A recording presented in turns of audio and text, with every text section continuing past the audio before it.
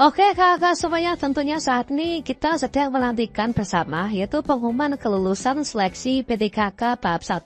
Namun kita pantau di hari pertama ini sepertinya belum ada daerah yang mengumumkan ya untuk hasil seleksi kompetensi PTKK tahap 1. Namun di sini nanti teman-teman bisa kalau misalkan ingin memprediksikan apa kita yaitu lulus ataukah tidaknya dengan cara kita mengetahui yaitu perolehan nilai kita. Berdasarkan dari jabatan yang kita lamar itu kira-kira jumlah pesaingnya berapa dan juga siapa saja.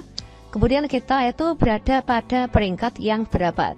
Pada video ini kita akan menyajikan update informasi terbaru bahwasannya sudah rilis ya hasil seleksi kompetensi P3K tahap 1. Yang mana di sini nanti teman-teman bisa mengunduh rekapitulasi nilai seluruh peserta.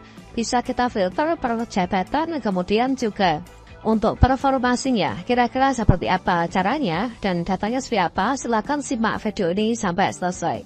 Oke kakak semuanya, seperti yang kita ketahui bahwa saat ini tentunya kita ini bersama-sama menantikan pengumuman hasil seleksi P3K tahap 1, apa kita itu lulus ataukah tidak lulusnya. Kalau misalkan kita melihat pada jadwal yang ada, ini sebetulnya untuk pengumuman kelulusan baik itu daerah yang melaksanakan kegiatan SKTT maupun juga yang tidak melaksanakan SKTT ini sama ya. Yaitu pengumuman dalam kurun waktu tanggal 24 sampai dengan 31 Desember 2024. Nah artinya teman-teman nanti selalu dipantau saja kalau misalkan hari ini tanggal 24 belum pengumuman di daerah kita, bisa jadi tanggal 25 besok, bisa jadi tanggal 26, bisa jadi nanti tanggal 30 atau mungkin yang terakhir yaitu tanggal 31 Desember. Nah tentunya nanti penentu kita itu dapat lulus atau tidaknya inilah dari perolehan nilai kita berdasarkan dari hasil COT BKM teman-teman. Dan untuk saat ini teman-teman sudah bisa mengunduh yaitu hasil seleksi kompetensi COT BKM yang tentunya akan bisa kalian gunakan untuk mungkin menganalisis atau mungkin juga memprediksikan apa kita itu kira-kira berpulang lulus ataukah tidaknya. Dan kira-kira bagaimanakah cara mengunduhnya? Dan untuk melakukan pengunduhan hasil seleksi kompetensi sebagai dasar penentuan kelulusan dan juga perankingan PTKK 2024, kalian bisa berkunjung ke website instansi masing-masing. Kita ambilkan salah satu contoh, ini adalah kita coba berkunjung ke Jember ya. Dari sini kita coba masuk ke Jember, bkd.jemberkap.go.id. Kemudian kita bisa klik enter. Dan berikutnya di sini sudah rilis juga ya untuk bicara ini terkait tentang hasil seleksi. Nah ini teman-teman, yaitu perolehan nilai seleksi kompetensi ini kalau menilai ya SKP CPNS ya. Inilah untuk SKP CPNS. Kemudian untuk yang SKP seleksi PTKK di sini juga sudah rilis yaitu perolehan nilai seleksi kompetensi PTKK tahap 1 Kabupaten Jember tahun 2024. Nah di sini sudah disajikan yaitu per sesi ya, per hari per sesi. Kalau di sana itu diselenggarakan itulah di kemarin hari pertama itu tanggal 8 Desember yaitu hari Minggu ya, adalah untuk yang sesi 3 hasilnya. Kemudian hari Senin tanggal 9 sesi 1 dan seterusnya. Nah ini. Nah di sini kalian bisa cek juga untuk daerah masing-masing mungkin juga sudah diumumkan ya. Kalau misalkan belum ya kita tunggu saja. Kita coba ambil contoh yaitu yang ada pada salah satu sesi teman-teman.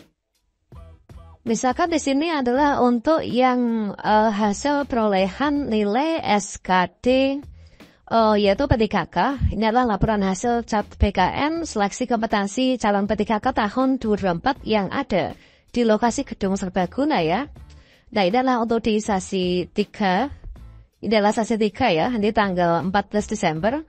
Maka di sini untuk guru ahli pertama, guru kelas SD P3K, ini adalah untuk hasilnya. Kalian bisa cek untuk nama kalian, yaitu masuk di urutan keberapa. Ini langsung sudah dirankingkan ya. Kalau misalkan kita lihat di sini nilai totalnya 585, di bawahnya 578, di bawahnya 567 dan seterusnya. Inilah sudah perankingan teman-teman. Jadi berdasarkan dari nomor peserta, kemudian nama, kemudian nilai teknisnya berapa, kemudian nilai manajerial, nilai sosial kultural, dan juga nilai wawancara. Kemudian totalnya adalah di sini. Nah, teman-teman juga bisa cek untuk di jabatan lain ya, karena bisa disesuaikan dengan jabatan yang dilamar kemarin apa. Nah misalkan di sini adalah untuk guru bahasa Inggris ya. Guru bahasa Inggris ternyata di sesi ini hanya ada 2 pesertanya, yaitu nomor peserta, kemudian nama, kemudian perolehan nilai. Ini adalah untuk nilai akhirnya. Ini ada peringkat 1, peringkat 2. Kemudian untuk guru IPS P3K, kemudian guru matematika. Dan ini tentunya semakin banyak formasi dibandingkan dengan jumlah pelamar, itu nanti akan berpeluang besar ya. Jadi besar kecilnya peluang lulus itu adalah kira-kira seperti itu. Kemudian untuk guru IPA P3K, ini adalah pesertanya lumayan banyak ya. Ini peserta yang di sesi ini ada 24 ya, 24. Semoga saja untuk formasinya ini adalah lebih dari ini. Kemudian untuk guru PKN ini adalah 1 ya pada sesi ini. Namun perlu ketahui bahwasanya mungkin saja kok yang ada di sini ini hanya ada 1. Kemudian untuk misalkan saja penata layanan operasional inilah ada 11. Bisa jadi untuk peserta yang lainnya itu berada pada sesi-sesi lainnya ya. Dan ini dikarenakan terdapat banyak sekali sesi dan juga pelaksanaan pada hari yang berbeda. Bisa saja nanti adalah seperti itu. Sehingga perlu kita ketahui bahwasannya hasil yang kita bisa unduh dapatkan dari instansi masing-masing berdasarkan dari hasil rekapitulasi seleksi kompetensi P3K itu belum bisa dijadikan sebagai sebagai dasar untuk penentuan kita tuh lulus atau enggaknya. Karena apa? Karena ini istilahnya itu masih mentah ya, masih dilakukan pengolahan nilai yang mana nanti ditambahi dengan nilai afirmasi. Kemudian juga nanti untuk penentuan kelulusan itu bukan semata-mata berdasarkan dari nilai yang kita dapatkan.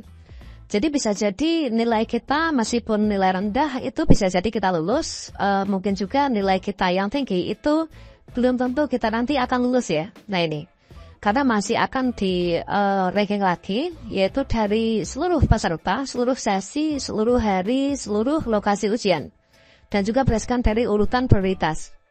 Karena seperti yang kita ketahui bahwasannya untuk nanti penentuan kelulusan itu kan diurutkan dari kategori dulu.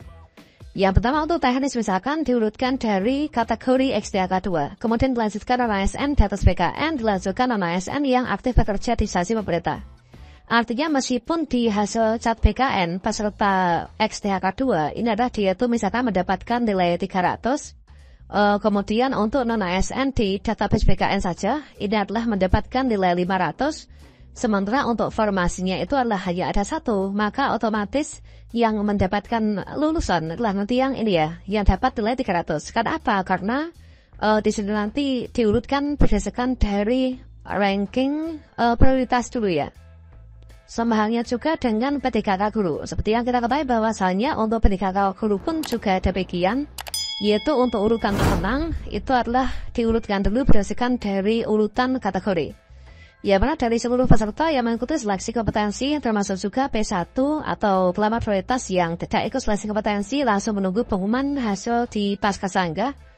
Berikutnya di sini nanti akan didahulukan ya untuk penempatannya. Jadi urutan pemenang itu adalah berdasarkan dari urutan kategori dulu. Kalau misalkan masih ada sisa dan juga terjadi persaingan dalam kategori yang sama, barulah nanti dilakukan perankingan berdasarkan dari nilai. Nah ini dari prioritas, kemudian XDK 2, kemudian guru sekolah negeri, data SPKN, guru sekolah negeri yang ada di instansi pemerintah dan juga lulusan PPK. Meskipun demikian, untuk perolehan nilai yang kalian bisa unduh hasil CPKN itu bisa juga dijadikan sebagai acuan untuk mungkin ingin memprediksikan jumlah formasi ya berapa, kemudian peluang kita lulus itu adalah berapa. Nah, kira-kira seperti itu ya. Demikian silakan coba dicari di instansi masing-masing apakah dirilis ataukah belum, sambil kita menunggu pengumuman hasil kelulusan P3K tahap 1. Dan semoga saja teman-teman yang menjadi subscriber Crispy Channel ini lulus semua ya pada seleksi P3K tahun ini.